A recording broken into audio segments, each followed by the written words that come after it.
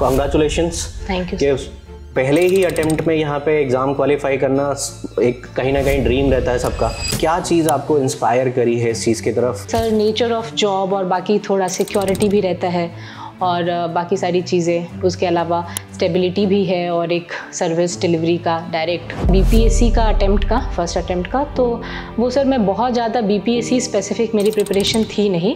ये बहुत ज़्यादा फिज़िकली, मेंटली और इमोशनली थोड़ा सा टफ चैलेंजिंग रहता है ये स्टेप। क्या जो स्टडी प्लानिंग आपने कैसे करी है कि किस तरीके किस फेज़ में आपने डिवाइड किया वहाँ पे स्टडी को? हाँ, उसमें चैलेंजेस आता था तो उसके लिए थोड़ा सा आप चेंज करके अपना जो भी शेड्यूल है उसमें जो भी तरह से मॉडिफाई करके। कहीं ना कहीं टॉपर का इम्पैक्ट तो रहता है। जो भी मतलब सफल कैंडिडेट्स है वो बताते हैं कि हमें पहले अप्रोच करना चाहिए जो भी बेसिक्स है इस एग्ज़ाम का। यहाँ पे जो बीपीएससी वाला है उसके इंटरव्यू पैनल ने किस तरीके से आपको वहाँ पे गाइड किया है? बीपीएससी वाला का जो मेरा इंटरव्यू एक्सपीरियंस था मॉक का, वहाँ पे जो पैनल मेंबर्स थे वो काफ़ी मतलब कॉर्डियल थे पहली बात तो। और मैं चूँकि थोड़ा मेरा मेडिकल कंडीशन था उसकी वजह से और ट्रैवल करके लास्ट मोमेंट पे पहुँची थी तो आई वॉज बिट नर्वस। तो वो लोगों ने काफ़ी मुझे इस बात को लेके कंफर्टेबल फील कराया। हेलो एवरीवन, आज हम लोग मिलने वाले हैं यहाँ पे एक बहुत इंटरेस्टिंग स्टोरी के साथ में, एक इंस्पिरेशनल पर्सनालिटी। इंस्पिरेशनल इसलिए कहूँगा क्योंकि कहीं ना कहीं एक डॉगमा है सोसाइटी के अंदर के फीमेल्स जो हैं वो जल्दी एग्ज़ाम क्रैक नहीं कर सकती, स्पेशली जब बात आती है मदरहुड की। तो वहाँ पे कहीं ना कहीं चैलेंजेस क्रिएट हो जाते हैं, बट उस चैलेंजेस को ओवरकम करके निधि ने यहाँ पे एग्ज़ाम क्वालिफाई किया, वो भी फर्स्ट अटेम्प्ट में और रैंक 70 के साथ। तो हम लोग यहीं पे एक इंस्पिरेशनल जर्नी के बारे में डिस्कस करेंगे कि कैसे एक्चुअल में इन्होंने प्रिपरेशन करी, कैसे एक्चुअल में इन्होंने अपनी चीज़ों को, जो मेंटल स्ट्रेस है, जो कंडीशन है, उसको कैसे वहाँ पे हैंडल किया। स्पेशली जब स्टूडेंट्स आर्ग्यू करते हैं, स्टूडेंट्स पूछते हैं वहाँ पे कि हमें स्ट्रेस होने लगता है, हम फोकस नहीं कर पाते हैं, तो ये सारी चीज़ों को इनसे बेहतर यहाँ पे कोई नहीं बता सकता। तो आज हम लोग डिस्कस करेंगे। सबसे पहली चीज़, कॉन्ग्रेचुलेशंस। Thank you. पहले ही अटेम्प्ट में यहाँ पे एग्ज़ाम क्वालिफाई करना एक कहीं ना कहीं ड्रीम रहता है सबका, और आपने किया यहाँ पे, तो कॉन्ग्रेचुलेशन उसके लिए अगेन। एंड मेरा एक सवाल है सिंपल सा कि क्या चीज़ आपको इंस्पायर करी है इस चीज़ की तरफ अट्रैक्ट होने में? क्योंकि आपका बैकग्राउंड एक्चुअल में रिसर्च का रहा, आप पीएचडी वहाँ पे कर रही थी और उसके बाद आपने स्विच करके यहाँ पे फोकस किया और फर्स्ट अटेम्प्ट में एग्ज़ाम निकाला। तो क्या चीज़ आपको इंस्पायर करी इस? Yes sir. सो सर, जैसा कि आपने बताया मेरा बैकग्राउंड इंजीनियरिंग का था और इंजीनियरिंग के बाद फिर मैंने पोस्ट पीजी भी किया है, पोस्ट ग्रेजुएशन आईआईटी गांधीनगर से किया, जिसमें मेरा रिसर्च वर्क था। तो पर सर जैसे जैसे थोड़ा भाई एक्सपोजर बढ़ा और अवेयरनेस बढ़ा बाकी अदर फील्ड्स की, तो मुझे थोड़ा सा सिविल सर्विसेज के बारे में थोड़ा नॉलेज भी बढ़ा वहाँ आईआईटी के कैंपस में, वहाँ के बच्चों के साथ। तो मेरा इंक्लिनेशन हुआ इसके तरफ।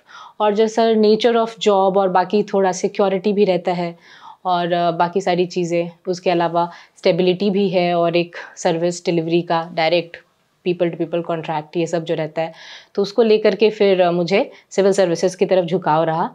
और फिर जहाँ तक रहा बीपीएससी का अटेम्प्ट का फर्स्ट अटेम्प्ट का, तो वो सर मैं बहुत ज़्यादा बीपीएससी स्पेसिफिक मेरी प्रिपरेशन थी नहीं। तो मैं ऐसे इन जनरल सिविल सर्विसेज का प्रिपरेशन कर रही थी और ये मेरा बीपीएससी में फर्स्ट अटेम्प्ट ही था और यहाँ पे फिर मेरा क्वालिफाई हो गया। सबसे बड़ी चीज़ है कि आप जिस पोजीशन में हैं, मदरहुड की पोजीशन में हैं, और इस टाइम पे हमेशा ये माना जाता है फीमेल्स के लिए एक डिफ़िकल्ट टाइम होता है, मूड स्विंग्स होते हैं, स्ट्रेस होता है, फिजिकल कंडीशंस के ऊपर इम्पैक्ट आता है। तो ऐसे में इतनी सारी मेंटल एंड फिजिकल जो स्ट्रेस है उसको मैनेज करके और एग्ज़ाम, मतलब कैसे, क्या आपका कहीं ना कहीं चीज़ें रही, कैसे आपने इन चीज़ों को मैनेज किया है? यस सर, डेफिनेटली ये बहुत ज़्यादा फिज़िकली, मेंटली और इमोशनली थोड़ा सा टफ चैलेंजिंग रहता है ये स्टेप।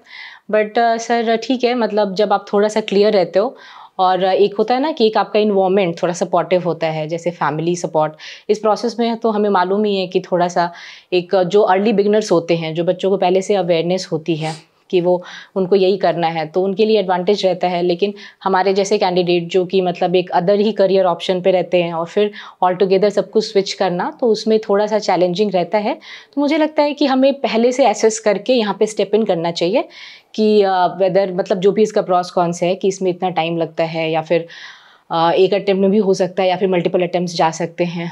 तो वो सब सारी चीज़ें असेस करके इमोशनली और मेंटली थोड़ा स्ट्रांग होके, क्योंकि दिस एग्ज़ाम डिमांड्स दैट कि आपका मेंटल और इमोशनल स्ट्रेंथ अच्छा होना चाहिए। तो सर उसके बाद फिर हम एक गाइडेड तरीके से चलते हैं तो फिर होने का प्रोबेबिलिटी बढ़ जाता है। ओके तो जैसे मैं जनरल स्टूडेंट्स के पॉइंट ऑफ व्यू से देखता हूँ कि स्टूडेंट्स का कहीं ना कहीं ये कंसर्न रहता है कि हमें इतने आवर पढ़ना चाहिए या क्या कहते हैं कितना टाइम हमें देना चाहिए। तो इसके बारे में, क्योंकि मुझे पता है कि मदरहुड में कंसिस्टेंस होके बैठ पाना एक डिफ़िकल्ट चैलेंज रहता है कहीं ना कहीं, कि आप लॉन्ग आवर सिटिंग नहीं कर सकते।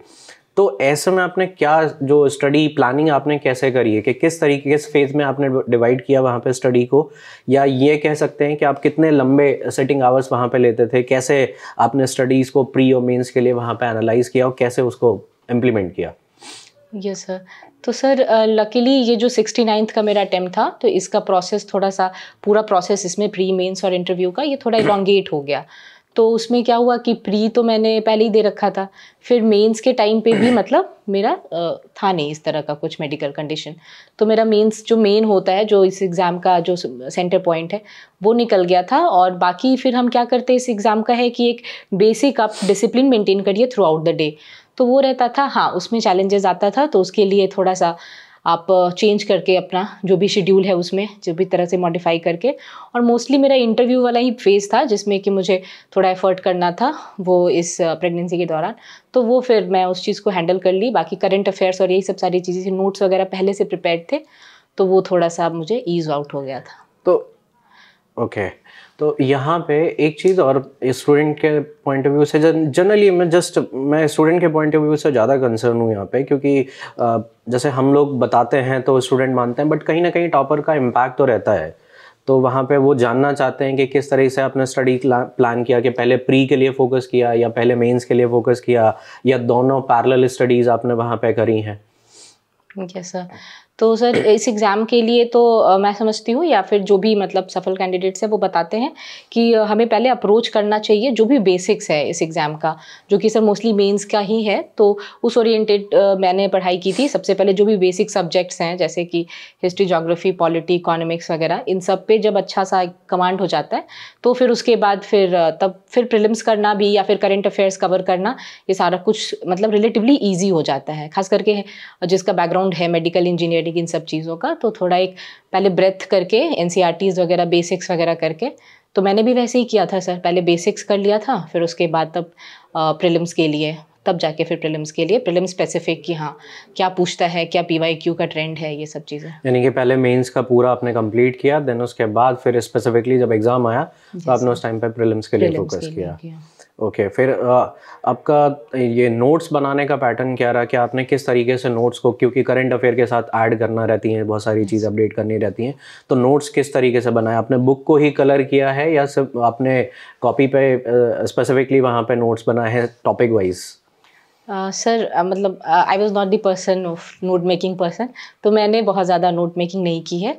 मेरा सर मोस्टली जो भी बेसिक्स बुक्स हैं जो भी था, रेफरेंस की भी, और उसके अलावा पीडब्ल्यू ओनली आईएएस का भी जो सोर्स था, खास करके एक मटेरियल था जिसमें बहुत शॉर्ट में वो लोग हिस्ट्री, पॉलिटी ये सब दे रखे हैं, तो मैं उसी को प्रीलिम्स के लिए भी रेफ़र करती थी और वही मेरा था नोट्स मेंस के लिए भी। तो मेरे आंसर्स में भी जो बुलेट पॉइंट्स हैं वो वहीं से रहते थे। उसका बस थोड़ा बहुत आगे का या फिर कुछ ऐसा उसका स्ट्रक्चरिंग में करना है, कुछ चेंजेस करना है, ये सब मैं खुद से करती थी। बाकी मैंने बहुत ज़्यादा नोट्स नहीं बनाया है, कुछ कुछ सब्जेक्ट्स का अलग करके, जैसे अगर बिहार स्पेसिफिक मुझे कुछ प्रिपेयर करना था तो वो बिटवीन प्रीलिम्स एंड मेंस ही मैंने प्रिपेयर किया था। और तो उसके नोट्स थोड़े बहुत हैं स्पेसिफिक, या फिर ऐसे के लिए कुछ कलेक्ट करना है, या फिर अगर हम सोसाइटी वगैरह के लिए कुछ भी इस तरह का। अदरवाइज सर जो बेसिक्स है ना सब्जेक्ट, वो प्रीलिम्स और मेंस का मेरा बुक जो था सोर्स था, चाहे रेफरेंस बुक हो या फिर पीडब्ल्यू की जो सोर्स मटेरियल है उससे मैंने रेफ़र करके किया। ओके मतलब इट मीन्स यानी कि आपने वहाँ पे टाइम बचाया, अननेसेसरी वहाँ पे अपना टाइम जो कंज्यूम होता है नोट्स बनाने में बहुत ज़्यादा वो नहीं वेस्ट किया। हाँ सर, मुझे लगता है ये पर्सनल कॉल है, बहुत सारे बच्चे बना के ही पढ़ते हैं, उनको उसी से ज़्यादा क्लैरिटी आती है, लेकिन मैं स्टार्टिंग से ही मतलब नोट्स बहुत ज़्यादा बनाना प्रेफर नहीं करती हूँ। तो ओके तो एक चीज़ और थोड़ा सा यहाँ पे स्पेसिफाई कर दीजिए कि जैसे प्रीलिम्स को लेके आपकी क्या स्ट्रैटेजी रही है, क्योंकि प्रीलिम्स सबसे बड़ा हर्डल है अगर स्टूडेंट्स के पॉइंट ऑफ व्यू से देखें तो वहाँ पे कंपटीशन भी ज़्यादा है और हर्डल भी है, क्योंकि वहाँ पे कहीं ना कहीं चीज़ें रटनी पड़ती हैं अगर देखा जाए। तो उस चीज़ को कैसे हैंडल किया, क्या स्ट्रैटेजी रही है प्री को लेके? यस सर, प्रीलिम्स तो नाउ डेज सच में मतलब काफ़ी कंपटीशन के कारण वो बहुत ही बड़ा मतलब रिस्की भी है और बहुत गेम चेंजर रहता है। तो उसके लिए सर वही है, मतलब लास्ट मोमेंट पे मतलब आप फिर वही है, रिलैक्स नहीं हो सकते। फिर उसमें आप जितना ज़्यादा हो सके, उसका कोई डिफाइंड सिलेबस नहीं है, आप जितना ज़्यादा से ज़्यादा करिए। PYQs वगैरह तो एक स्टैंडर्ड है जो आप सबसे पहले अप्रोच करते हैं, उसके बाद फिर और क्या क्या स्कोप हो सकता है, जितना ज़्यादा से ज़्यादा प्रैक्टिस करना होता है सेट को, अलग अलग कोचिंग का जहाँ पे भी आपको ठीक लग रहा है। तो उसमें सर मोस्टली सर प्रैक्टिस है प्रीलिम्स के लिए, कि आप कितने अच्छे से और कितना ज़्यादा डेडिकेटेड होकर प्रैक्टिस कर रहे हैं, क्वेश्चंस लगा रहे हैं, बाकी बेसिक अंडरस्टैंडिंग के बाद। मीन्स यानी कि जितना ज़्यादा टेस्ट सीरीज अटेम्प्ट करेंगे उतने क्वालिफाई होने का चांसेस बढ़ जाएंगे। और करंट अफेयर को कैसे मैनेज किया? करंट अफेयर के क्या क्या सोर्सेज रहे हैं? Yes sir, sir current affairs भी मैंने PW के ही चैनल से, क्योंकि वहाँ मतलब वही एक सोर्स है और वहाँ पे काफ़ी मतलब ऐसे स्टैंडर्ड तरीके से जो जो चीज़ें हैं, चाहे वो बिहार का था चैनल या फिर UPSC का भी, तो वहाँ पे जो रहता है सुमित सर का भी एडिटोरियल, वो सब लोग फॉलो करते हैं, सारे टॉपर सजेस्ट करते हैं, वो हम लोग भी करते हैं। उसके अलावा प्रीलिम्स के लिए भी ऋषभ सर का आता है डेली का, वो नेशनल लेवल के न्यूज़ कवर हो जाता है, प्लस आप बिहार के लिए करना है तो फिर अलग से आता है BPSC वाला पे भी। तो सर मैंने भी मोस्टली चैनल से ही करंट अफेयर्स किया है, बहुत ज़्यादा सर मैं न्यूज़पेपर से नहीं हो पाया मेरा। ओके, और कोई स्पेसिफिक आपने और कोई मैगजीन या कोई और चीज़? हाँ सर, बिहार स्पेशल के लिए मैंने एक मैगज़ीन, मुझे याद नहीं आ रहा है, शायद किसी पब्लिकेशन की थी जो स्टैंडर्ड रहती है मैगज़ीन, वो एक मैगज़ीन मैंने बिहार स्पेसिफिक एक फॉलो की थी। इट मीन्स यानी कि लिमिटेड सोर्स वहाँ पे यूज़ करे, एक मैगजीन करा और बाकी करंट अफेयर जो डेली बेसिस पे हैं उनको फॉलो किया गया है। ठीक है।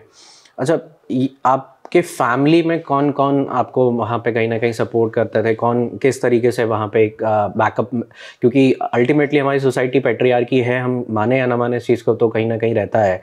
तो उसमें आपके हस्बैंड का या आपकी अदर फैमिली मेम्बर्स का किस तरीके से आपका सपोर्ट रहा है? यस सर, डेफिनेटली ये एग्ज़ाम में मतलब इतना ज़्यादा टाइम चाहिए, इतना ज़्यादा डेडिकेशन चाहिए उसके साथ, तो एक फैमिली सपोर्ट बहुत ज़्यादा इम्पॉर्टेंट है। और मैं इस फील्ड में अपने आप को बहुत ज़्यादा लकी समझती हूँ, क्योंकि मेरे पेरेंट्स, मेरे फैमिली के अलावा जो इन लॉज़ हैं, जो हमारा सेकंड फैमिली होता है आफ्टर मैरिज, तो वहाँ पे भी मतलब मेरा बहुत ही कोऑपरेटिव और बहुत ही सपोर्टिव एनवायरनमेंट मिला मुझे। स्पेशली मेरे ससुर जी, सासू माँ या फिर चाचा जी हैं, मेरे छोटे ससुर जो हैं, तो वो अभी चित्रकूट DSO हैं, तो उनकी भी काफ़ी टाइम टू टाइम गाइडेंस, कभी ऐसे उदास हो गए या फिर नहीं समझ में आ रहा है तो ये सब काफ़ी अच्छा सपोर्ट था, और जिसके कारण मुझे सेल करने में इस जर्नी को थोड़ा ईज़ था। ओके, मैं एक्चुअल में मेरे पास एक मैसेज आया था स्टूडेंट का कि वो भी मैरिड ही थी, उसके फैमिली में कहीं ना कहीं थोड़ा सा चैलेंजेस वहाँ पे कहीं ना कहीं रहते हैं। कई सारी फैमिली में, जैसे आप लकी हैं यहाँ पे कि आपको फैमिली की तरफ से बहुत अच्छा सपोर्ट मिला, कई सारी फैमिलीज़ को नहीं मिलती हैं। तो अगर मैं उनके पॉइंट ऑफ व्यू से देखूँ तो वो इस चीज़ को कैसे मैनेज करें कि एक तरीके से फैमिली प्रेशर भी है और दूसरा स्टडी भी है, तो वहाँ पर वो कैसे बैलेंस बनाए? क्योंकि यहाँ पर मैं आपको एज अ रोल मॉडल के तौर पर देख रहा हूँ, क्योंकि आप जिस पोजिशन में हैं यहाँ से बहुत सारे स्टूडेंट, स्पेशली बिहार की अगर जब बात करते हैं ना, तो बिहार में, रूरल बिहार में ये चीज़ें हैं, तो उनको आप कैसे गाइड करेंगे, कैसे इन चीज़ों को मैनेज करें वो? यस सर, मैं सर ऐसे बच्चों को या लड़कियों को यही बताऊंगी सर कि थोड़ा सा अपने आप को मेंटली स्ट्रॉन्ग करें, और उन्हें लगता है जो उन्हें सपोर्ट दे रहे हैं, जो उनको समझ रहे हैं कि आपको यहाँ पे मतलब सपोर्ट चाहिए या एग्ज़ाम आप देना चाहती हैं, तो उनको मतलब जो उनको सपोर्ट कर रहे हैं उसको सुने, उनकी बातों पे ध्यान दें, और जो भी उनको मतलब डिस्टर्ब लग रहा है या फिर नहीं समझ पा रहे हैं उनकी प्रायोरिटी को, तो थोड़ा सा यहाँ पे उनको उस चीज़ों को कर्टन करना पड़ेगा, क्योंकि आपको मतलब आपको चाहिए ही एक फोकस इन्वायरमेंट, काफ़ी टाइम तक वो लंबा भी चल सकता है। तो सर यहाँ पे मैं यही सजेस्ट करूँगी कि आप वैसे लोगों के ही साथ रहिए, वैसे लोगों से अपने आप को घिरे रखिए जो आपको सपोर्ट करें हर ढंग से, मतलब मेंटली खास करके। एक क्वेश्चन और यहाँ पे जर्नल बनता है स्टूडेंट का, टाइम मैनेजमेंट को लेके। बहुत सारे स्टूडेंट्स कंप्लेन करते हैं कि सर टाइम मैनेज नहीं हो रहा, कि हम लोग लेक्चर्स यहाँ पे कई बार होता है कि लेक्चर्स भी कर रहे हैं, करंट अफेयर भी देखना है, ठीक है, बाकी और एक्टिविटीज़ भी रहती हैं, तो टाइम कैसे मैनेज करें? Yes sir. या आपने यूँ कहें कि आपने कैसा टाइम मैनेज किया, क्योंकि आपके पास तो डुअल रिस्पॉन्सिबिलिटी भी, एक फैमिली रिस्पॉन्सिबिलिटी भी है, प्लस क्या कहते हैं यहाँ पे अपने आप को भी देखना है, अपने जो मेडिकल कंडीशन है उसको भी देखना है, प्लस उसके अलावा क्या कहते हैं स्टडी को भी फोकस करना है, तो यहाँ पे टाइम कैसे मैनेज किया? ये सर टाइम मैनेजमेंट बहुत इंपॉर्टेंट है इस एग्ज़ाम में। और यहाँ पे सर जैसे यही होता था कि डे को जब हम इनिशिएट कर रहे हैं, मैं जैसे करती थी, तो जो भी सबसे टफेस्ट टास्क रहता था मैं भी डिवाइड करके रखी थी। और एग्ज़ाम का इतना लंबा प्रोसेस है कि इसमें जब इमीडिएट जो एग्ज़ाम है, चाहे प्रीलिम्स पहले है या फिर मेंस, तो प्रीलिम्स के टाइम पे सबसे ज़्यादा फोकस प्रीलिम्स के लिए रहता है, या मोस्टली प्रीलिम्स का ही हम करते हैं। तो जो भी टफ चीज़ें हैं, जैसे पेपर लगाना है अगर, या फिर कुछ इंपॉर्टेंट बहुत क्रिटिकल कोई ऐसा सब्जेक्ट है जो आपको टफ लगता है, तो उसको रिविज़न, वो सारी चीज़ों को प्रायोरिटी पे रख के वो करते हैं। और फिर लास्ट में मतलब सेकंड हाफ में फिर थोड़ा रिलैक्स भी करना होता है उसमें टाइम लेकर के, फिर उसके बाद तब आप प्रैक्टिस सेट ये सब लगाइए। फिर जैसे अगर मेंस नज़दीक है तो प्रीलिम्स का जो पढ़ाई है उसको आप शॉर्टन कर दीजिए, और मेंस वाला आंसर राइटिंग और ये सब सारी चीज़ों को प्रायोरिटी दे करके ये करना होता है। उसमें फिर बीच बीच में थोड़ा बहुत ब्रेक्स लेना, या फिर जो आपकी बॉडी की रिक्वायरमेंट है वो सारी चीज़ें करना होता है। अच्छा, एक चीज़ और जो आज की डेट में कहीं ना कहीं एग्ज़ाम के बीच में हर्डल बन के देखी जा रही है कि हम लोग टेक्नोलॉजिकली स्मार्ट स्टडी की तरफ जा रहे हैं, लेकिन स्मार्ट स्टडी में आज के डेट में social media is a biggest distraction. ना कि जब आप पढ़ते हैं, आप मोबाइल से पढ़ रहे हैं, लेक्चर कर रहे हैं, या लैपटॉप से पढ़ रहे हैं, तो कहीं ना कहीं वो दिमाग एक में चला जाता है कि हम यूट्यूब पे वहाँ पे रील देख लेते हैं थोड़ी देर के लिए। तो ये चीज़ों को कैसे अवॉइड किया, ये डिस्ट्रैक्शन से कैसे बचे हैं? यस सर, ये है मतलब अभी जितना ज़्यादा social media is a double edge sword, we know that. और उसमें फिर ये होता है कि आप, लेकिन सर फिर वही आ जाता है ना, जैसे मैं भी अपने पूरे प्रिपरेशन में बहुत ज़्यादा तक मैंने कोशिश किया कि मैं फिजिकली जैसे किताबों से या फिर नोट्स बना के ऐसे ही करने का, लेकिन कुछ सेक्शन है जो आप अवॉइड नहीं कर सकते, जैसे करंट अफेयर्स हो गया, या फिर कुछ आपको किसी टॉपर्स का उठाना है, उसको कॉपी पेस्ट करना है, तो ठीक है उसको करना है, पर आपको रखना पड़ेगा खुद पे, मतलब ये एक फोकस होकर के, या फिर कंट्रोल भी कि नहीं मुझे सोशल मीडिया करना है तो एक टाइम के बाद, या फिर काफ़ी चीज़ें जो वो प्रोडक्टिव ही करे, वो मतलब ऐसा ना हो। सर ये सेल्फ कंट्रोल ये सब तो सर मतलब प्री रिक्विजिट है। हाँ, क्योंकि बहुत सारे स्टूडेंट्स का कहीं ना कहीं ये एक इशू रहता है कि वो कहते हैं कि हम पढ़ रहे होते हैं सर, 2 मिनट के लिए सोचा कि एक रील देख लेते हैं, वो 2 मिनट के बाद 2 घंटे कब चले जाते हैं वो पता नहीं चलता। तो उसके लिए क्या कोई स्पेसिफिक आपने क्या कहते हैं अपने मोबाइल से सारे ऐप्स वगैरह डिलीट किए, या खुद पे सेल्फ कंट्रोल पे ज़्यादा फोकस किया है? सर दोनों चीज़ था, मतलब मैंने काफ़ी रेस्ट्रिक्ट करके रखा था, जो बहुत ही ज़्यादा एसेंशियल था मैं वैसे ही सोशल मीडिया के प्लेटफॉर्म्स को एक्टिव रखी थी।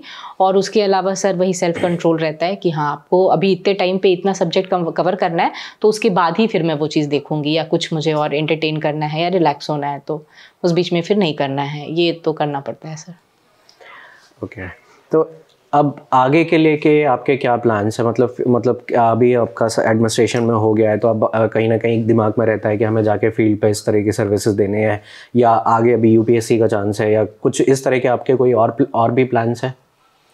सर फिलहाल तो मतलब हाँ ठीक है, अभी के लिए ये एक सेंस ऑफ सिक्योरिटी रहती है, आप कहीं पे भी हो जाता है अच्छे जगह तो। लेकिन हाँ सर अभी मैं सिविल सर्विसेज के लिए और भी प्रयत्न करना है मतलब मुझे। इसमें रैंक इम्प्रूव करने के लिए भी आप यहाँ पे फोकस करेंगे? हाँ डेफिनेटली। आपको यहाँ पे जो बीपीएससी वाला है उसके इंटरव्यू पैनल ने किस तरीके से आपको वहाँ पे गाइड किया है?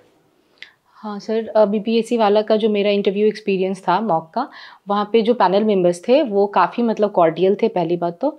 और मैं चूँकि थोड़ा मेरा मेडिकल कंडीशन था उसकी वजह से, और ट्रैवल करके लास्ट मोमेंट पे पहुँची थी, तो आई वाज बिट नर्वस। तो वो लोगों ने काफ़ी मुझे इस बात को लेके कंफर्टेबल फील कराया। और जो भी बाकी जो क्वेश्चंस थे जेन्युइन, वो सब पे तो ठीक है, उनका जो भी फीडबैक था वो अच्छा था। उसके अलावा जो साइकोलॉजिकली और जो पर्सनालिटी ट्रेट्स को लेकर के जो भी मेरी वीकनेसेस थी, या जो थोड़ा बहुत उन्होंने पिन पॉइंट बहुत अच्छे से किया, और मैंने उन सब पे फिर ध्यान दे करके, तो मेरा जो है एक्सपीरियंस ओवरऑल इंटरव्यू का अच्छा था। और फिर मैंने उस पर काम करके फाइनली इंटरव्यू मेरा ठीक हुआ था बीपीएससी के ऑफिस में। जो अपकमिंग एस्पिरेंट्स हैं उनको किस तरीके से आप गाइड करना चाहेंगे? मतलब क्या उनको, जैसे अभी 70 बीपीएससी आने वाला है, जस्ट कुछ ही दिनों बाद है, तो यहाँ पे आपका अगर एक वहाँ पे सजेशन हो इस टाइम पे एग्ज़ाम के जस्ट पहले, तो क्या आप सजेशन स्टूडेंट्स को देना चाहेंगे? यस सर, 78th बीपीएससी के लिए मैं सारे बच्चों को यही बोलूँगी प्रीलिम्स के लिए कि वो ज़्यादा से ज़्यादा क्वेश्चन प्रैक्टिस करें, क्योंकि ये टाइम नहीं है, मतलब अभी कुछ नया नहीं पढ़ना है, जो भी आप पढ़ लिए हैं उसमें फेथ रखें, उसको बार बार रिवाइज़ करें और रिवाइज़ करें, टेस्ट लगाए, रिवाइज़ करें, टेस्ट लगाए प्रीलिम्स के लिए इस समय सर। और वहाँ का भी मतलब बिहार पब्लिक सर्विस कमीशन का भी इस समय प्रीलिम्स का लेवल जो है वो काफ़ी स्टैंडर्ड हो गया है, तो उसके लिए वही है कॉन्सेप्ट्स बेसिक का, सारे बेसिक फंडामेंटल्स आपके क्लियर होने चाहिए, उसके बाद आप practice practice and practice. Okay, यानी कि मूल मंत्र सिंपली यही है कि आप एग्ज़ाम जितना ज़्यादा यहाँ पे अटेम्प्ट करते हैं, जितने ज़्यादा टेस्ट लगाते हैं, उतना ज़्यादा आपका कहीं ना कहीं चांसेस अच्छा खासा बढ़ जाता है। Yes sir. तो यहीं पे हम लोग इसको यहाँ पे कॉन्ग्रेचुलेशन एंड फ्यूचर्स के लिए भी आपको well wishes. Thank you sir. And सबसे इम्पोर्टेंट चीज़ कि अभी भी जैसे आपके पास स्कोप है, जैसे अब यहाँ पे मेंटल प्रेशर्स आप रिलीज़ हो जाएंगे कुछ टाइम बाद, तो होप सो हम यहाँ पे आपको फ्यूचर के लिए भी विशेस करते हैं कि आपका यूपीएससी भी निकले, क्योंकि अल्टीमेटली कहीं ना कहीं पर्पस तो मैक्सिमम स्टूडेंट्स का यही रहता है कि हम वहाँ तक पहुँचें, अगर ऑप्शन है हमारे पास तो क्यों ना उसको अवेल किया जाए। तो all the best and well wishes for your upcoming baby. Thank you sir, thank you. Okay.